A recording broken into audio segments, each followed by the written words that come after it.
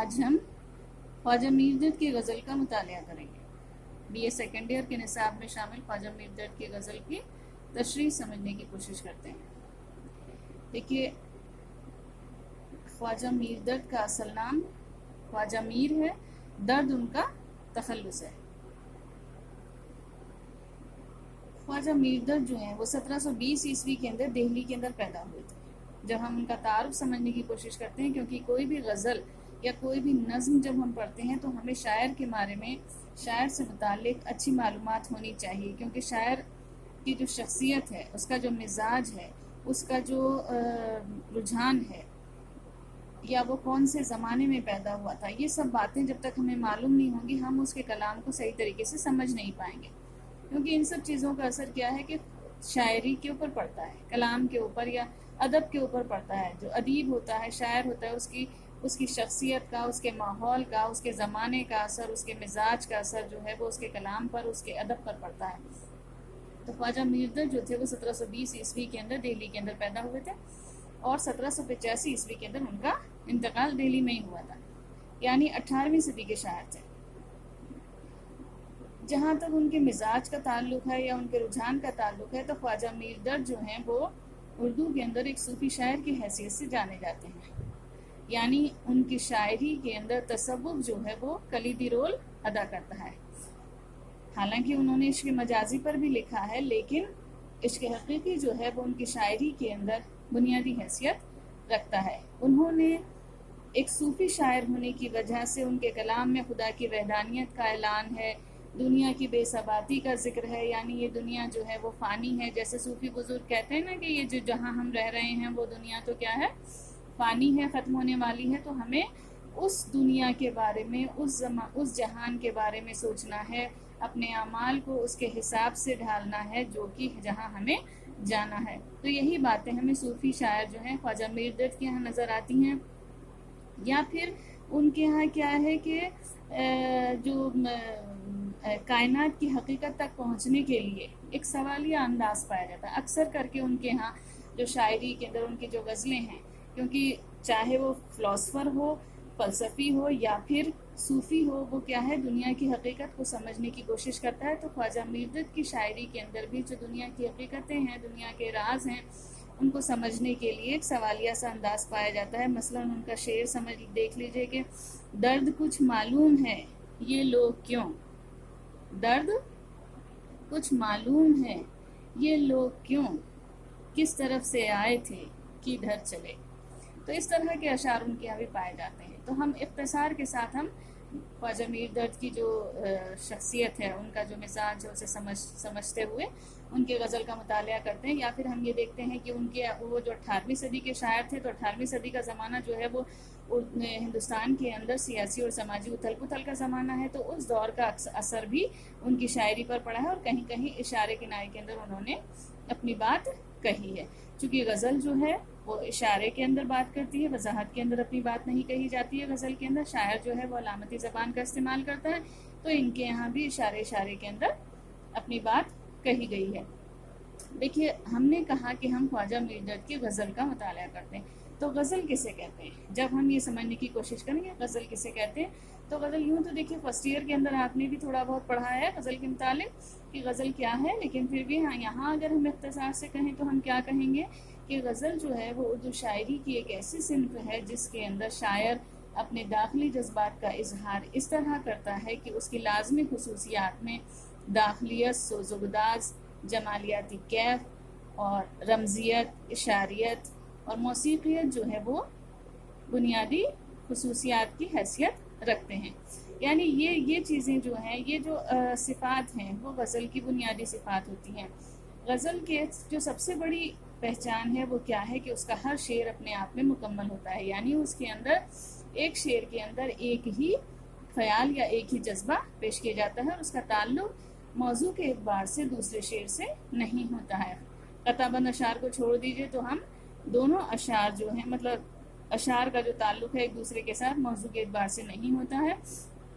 تو پھر ہم کہیں گے کہ اس کو پہچانیں گے کیسے ہم کہ یہ دوسرا شعر جو ہے وہ اسی پہلی والے اس غزل کا ہے۔ تو اس کا طریقہ یہ ہوتا ہے کہ غزل جو ہے وہ اس کے اندر بحر اور ردیف اور قافیہ جو ہے یہ چیزیں اسے کی کائی کی صورت عطا کرتی ہیں، اس سے ہم غزل کو پہچانتے ہیں۔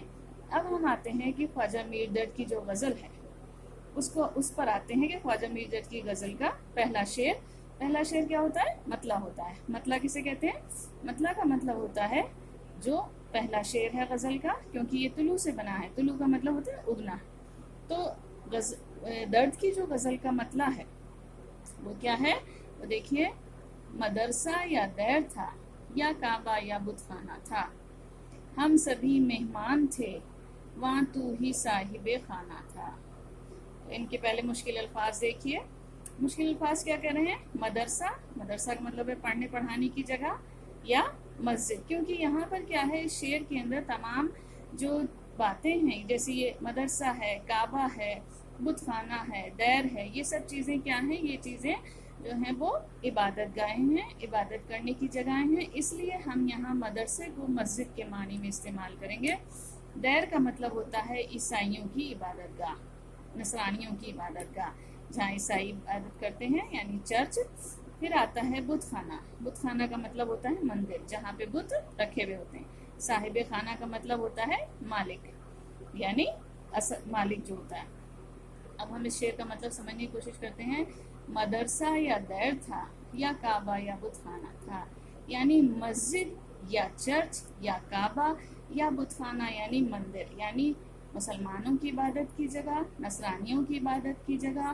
اور بت خانہ یعنی ہندوؤں کی عبادت کی جگہ جو بھی ہے، وہاں ہم سب کا مطلب ہے ہم انسان، ہم سب وہاں تو صرف مہمان تھے، اور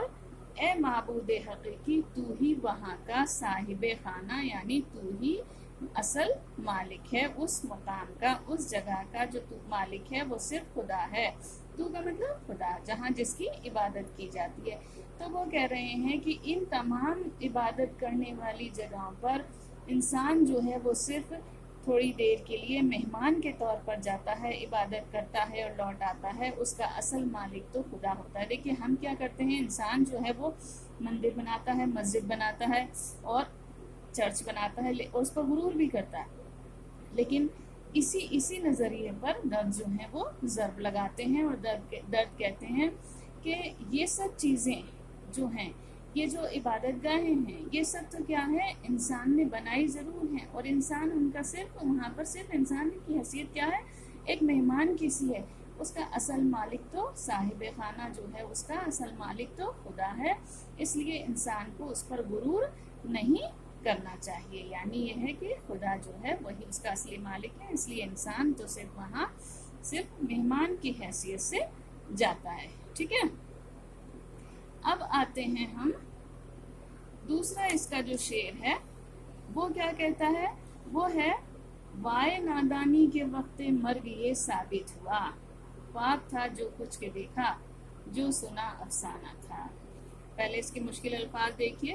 وائے نادانی کا مطلب ہے افسوس کی بات، نادانی کرتے ہیں نا ہم، بے وقوفی کرتے ہیں پھر ہمیں افسوس ہوتا ہے، تو افسوس کی بات۔ وقت مرگ کا مطلب ہے موت کے وقت، مرگ کہتے ہیں موت کو، موت کے وقت۔ افسانہ کا مطلب ہوتا ہے کہانی۔ ٹھیک ہے، تو یہی اس کے مشکل الفاظ ہیں۔ اب ہم اس کا شعر دیکھتے ہیں۔ وائے نادانی یعنی افسوس کی بات ہے انسان کے لیے کہ وقت مرگ، موت کے وقت یہ ثابت ہوا، ہم پر یہ ثابت ہوا ہے کہ خواب تھا جو کچھ کے دیکھا، کہ جو کچھ آج تک ہم نے زندگی میں دیکھا ہے وہ، اور جو سنا وہ کیا تھا، افسانہ تھا، یعنی کہانی تھی۔ مطلب کہنے کا درد کا یہ ہے کہ انسان جو ہے وہ اس زندگی کو نہ ختم ہونے والی شے سمجھ لیتا ہے، یعنی یہ ہے کہ وہ سمجھتا ہے کہ زندگی تو کبھی ختم ہی نہیں ہوگی، اور میں جیسا ہر کچھ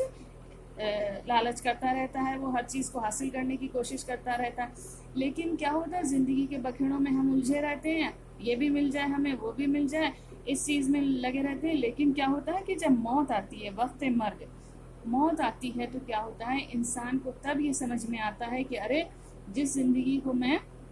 نہ ختم ہونے والی شے سمجھ رہا تھا اور اس کے بکھیڑوں میں الجھا ہوا تھا، وہ تو کیا ہے، خواب کی طرح ٹوٹ گیا، اور جو کچھ بھی ہم نے سنا وہ صرف ایک کہانی تھی، کہانی کی طرح ختم ہو گئی، یعنی آج زندگی ختم ہو رہی ہے۔ تو یہ بات ہمیں جب زندہ ہوتے ہیں نا تب ہمیں یاد نہیں رہتی ہے، ہمیں تو تب سمجھ میں آتا ہے جب موت ہمارے سر پہ کھڑی ہوتی ہے، کیونکہ ہم دیکھ لو، ہم کبھی بھی بچے جو ہوتے ہیں وہ کیسے کرتے ہیں، اپنی پڑھائی لکھائی میں لگے رہتے ہیں اور اس کوشش میں رہتے ہیں کہ ہم اچھے سے اچھا پرسنٹیج لے کر آئیں، کلاس کے اندر ٹاپ کریں، پھر دھیرے دھیرے بڑا ہوتا ہے تو انسان پھر وہ سروس کے اندر لگا رہتا ہے کہ سروس مل جائے، اچھی